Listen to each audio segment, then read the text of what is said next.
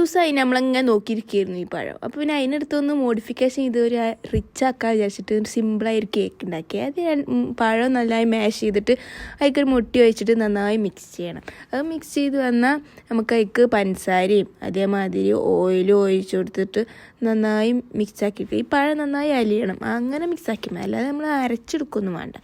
ആ ഓയിലും ചേർത്ത് ഒന്ന് മിക്സാക്കിയ ഒരു മൈദയും ബേക്കിംഗ് പൗഡറും ബേക്കിംഗ് സോഡയും പിന്നെ നമ്മളെ കൊക്കോ പൗഡർ. ഈ കൊക്കോ പൗഡർ ഓപ്ഷനാട്ടോ, വേണമെങ്കിൽ ഇട്ടാൽ മതി. പിന്നെ നന്നായി മിക്സാക്കിയ ശേഷം കുറച്ച് വാനില എസൻസും ചോദിച്ച് നല്ല മിക്സാക്കുക.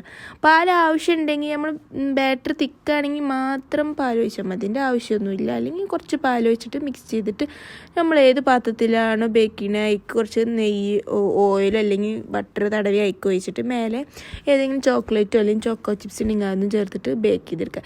ഇതിൻ്റെ അളവും കാര്യങ്ങളൊക്കെ ഞാൻ ഡിസ്ക്രിപ്ഷനിൽ കൊടുക്കാം കേട്ടോ. പിന്നെ അതൊരു സിമ്പിൾ കേക്കാണ്, അതേമാതിരി നല്ല സോഫ്റ്റുമാണ്, നല്ല ടേസ്റ്റുമാണ്. കൊക്കോ പൗഡർ ഇട്ടുകൊണ്ട് ഒരു ചോക്ലേറ്റിൻ്റെ ഒരു ടേസ്റ്റ് പഴത്തിൻ്റെ ഒപ്പം വരുന്നുള്ളൂ, അത്ര ഡിഫറൻസ് ഉള്ളൂ. പക്ഷെ നല്ല ടേസ്റ്റാട്ടോ, നല്ല സോഫ്റ്റ് ആയിരുന്നേ. അപ്പോൾ എല്ലാവരും ഉണ്ടാക്കി വെക്കണം. പെട്ടെന്ന് നമുക്ക് ബീറ്ററും കാര്യങ്ങളൊന്നും വേണ്ടല്ലോ, അടിപൊളിയാണ്. അപ്പോൾ ഓക്കെ ഗായ്സ്, ബൈ.